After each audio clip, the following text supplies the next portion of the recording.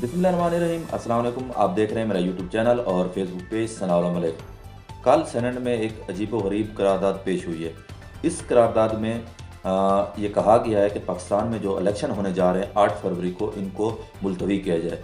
और उसकी वजह ये बताई गई है कि जो केपीके और बलूचिस्तान के इलाके हैं जहाँ पे बहुत ज़्यादा सर्दी पड़ती है, तो वहाँ पे सर्दी की वजह से इलेक्शन नहीं हो सकेगा। वहाँ पे गैस का मसला है, बिजली का मसला है, और सिक्योरिटी फोर्सेस पर हमले भी हो रहे हैं। अच्छा, इसको अजीबो-गरीब मैं इसलिए कह रहा हूँ कि सेनेट जो है ये इसके 100 अरकान होते हैं, 100 मेंबर होते हैं। और उस वक्त जब ये करारदाद पेश हो रही थी, उस वक्त सेनेट में सिर्फ 14 मेंबरान मौजूद थे, जिनमें से 2 लोगों ने इसकी मुखालफत की है और बाकी 12 लोगों ने इसके हक में वोट दिया है और चेयरमैन सेनेट ने इसको मंजूर कर लिया है। अब मसला ये है कि 100 अरकान में से जब 14 अरकान मौजूद थे, तो ये बिल ना तो पेश हो सकता था, ना ही ये पास हो सकता था। लेकिन चेयरमैन सेनेट ने भी इस पर कोई एतराज़ नहीं किया और 12 लोगों की वोट की वजह से ये पास हो गया है। 2 लोगों ने इसकी मुखालफत की है, जिनमें पाकिस्तान मुस्लिम लीग नून से अफनानुल्लाह साहब हैं, और दूसरे नंबर पर पाकिस्तान तहरीक इंसाफ से एक मेंबर थे, उन्होंने इसकी मुखालफत की है।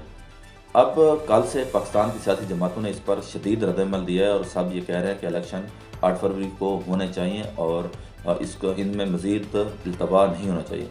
इसी पर बात कर रहे हैं मुस्तफ़ा नवाज़ खोखर साहब, वो अपनी क्या राय दे रहे हैं, आइए उन्हीं की ज़बानी सुनते हैं। सेनेटर दिलावर अब्बास साहब ने ये पेश की। एक तो चेयरमैन सेनेट जो है उन्होंने भी मुनासिब ये क्यों नहीं समझा कि जिस वक्त हाउस के अंदर हाज़िरी काफ़ी थी, उस वक्त उन्होंने इस करारदाद को पेश करने की तरजीह नहीं दी, और बाद में जब 14 लोग रह गए उस वक्त ये करारदाद सामने आई। तो ये एक सिनिस्ट एक रोल है उनकी जानिब से भी। और बाकी जो सेनेटर दिलावर अब्बास साहब हैं, सारों से मेरा ताल्लुक़ है, दोस्त रहे हैं, लेकिन दिलावर साहब बाप आज़ाद इलेक्ट हुए। आज़ाद इलेक्ट होने के बाद उन्होंने और उनके कुछ ग्रुप ने हर मौके पे एक डिफरेंट पोजीशन ली, जो पोजीशन शायद उनकी जिस पार्टी से उनका ताल्लुक़ था मुस्लिम लीग नून से, तो उससे मुताबिकत नहीं रखती थी। फिर इसी तरह आगे चलते हुए जब यूसुफ रज़ा गिलानी साहब को अपोजिशन लीडर बनाने का मौका आया, तो इन साहिबान ने पीपल्स पार्टी के हक में वोट दिया। यूसुफ रज़ा गिलानी साहब मुंतखब हुए अपोजिशन लीडर। तो शुरू से ही जो इनके ग्रुप का रोल है वो बड़ा एक कंट्रोवर्शियल रोल रहा है। और ज़ाहिरी बात है, ये बात मेरे ख्याल से खुलकर कहनी चाहिए कि सवाल तो अब ये पैदा होता है कि ये जो रेजोल्यूशन पेश की गई, ये ग्रुप जो है ये अपने तय कुछ नहीं करता। इनको जब कहीं पीछे से पर्ची आ जाए तो उस पर अमल करना ये अपने लिए एजाज़ की बात समझते हैं।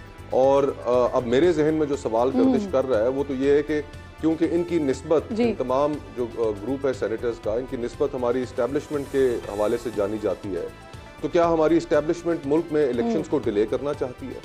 8 फरवरी की तारीख सुप्रीम कोर्ट की जानिब से दी गई, तमाम बड़ी जमातें इस तारीख के ऊपर मुत्तफिक है। किसी बड़ी जमात की जानिब से आपने पीपल्स पार्टी का बयान दिखा दिया, दीगर तहरीक इंसाफ भी इसके ऊपर राज़ी नहीं है, मुश्ताक साहब का भी आपने दिखा दिया, और मुझे यकीन है मुस्लिम लीग नून भी इसके ऊपर मोतरज़ है। अफनान साहब की भी स्टेटमेंट आपने चलाई। तो जहाँ पर तमाम जमातें सुप्रीम कोर्ट चाहती है कि इलेक्शंस हो, जी हाँ, तो जहाँ पर तमाम बड़ी जमातें चाहती हैं कि इलेक्शंस हों, सुप्रीम कोर्ट ने ये हुक्म दे रखा है कि 8 फरवरी को ही इलेक्शन होंगे, पत्थर पे लकीर है, तो वहाँ पर एक ग्रुप जिसकी निस्बत हमारी इस्टेब्लिशमेंट से जानी जाती है, वो उठकर ये बात जब कर दे तो फिर सवालात तो खड़े हो जाते हैं। और अफसोस है कि हम इस मुल्क को इस तरह चला रहे हैं जिस तरह करियाने की दुकान भी नहीं चलाई जाती, कि आप इस हाउस की सैंक्टिटी भी कोई नहीं रह गई, इस हाउस की वक़्त भी कोई नहीं रह गई। हर चीज़ इस मुल्क में, चाहे वो सियासी जमातें हों, चाहे हाउसेज हों, वो मैनिपुलेट किए जा रहे हैं, और इस तरह की चीज़ें हमारे सामने आ रही हैं जो खिलाफ कानून भी हैं और खिलाफ आइन भी है।